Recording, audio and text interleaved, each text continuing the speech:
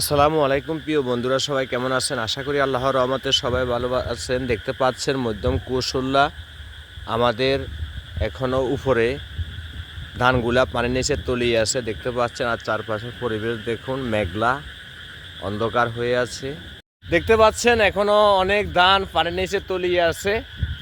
এটা হচ্ছে আমাদের মধ্যম কুশল্যা দাগা। আর এই পাশে দেখাচ্ছি আমার কাকা, বিশিষ্ট দরবেশের হাটের ব্যবসায়ী দেখতে পাচ্ছেন। উনি এখন ধান নিয়ে কাজ করতেছে দেখতে পাচ্ছেন। অনেকগুলো লোক লাগাই দিছে ওনার জমিন থেকে ধানগুলা পানির নিচে তলিয়ে আছে, এখন একটু একটু করে উঠাচ্ছে। সবাই যদি ভিডিওটি ভালো লাগে অবশ্যই সবাই শেয়ার করে দেবেন। আর আমাদের এলাকাবাসীর জন্য দোয়া করবেন, কারণ ফেনী জেলা ফেনীবাসী এমনি বন্যায় সম্মুখীন, বন্যায় ক্ষতিগ্রস্ত দেখতে পাচ্ছেন। এখনও শত শত জমিন পানির নিচে তলিয়ে আছে।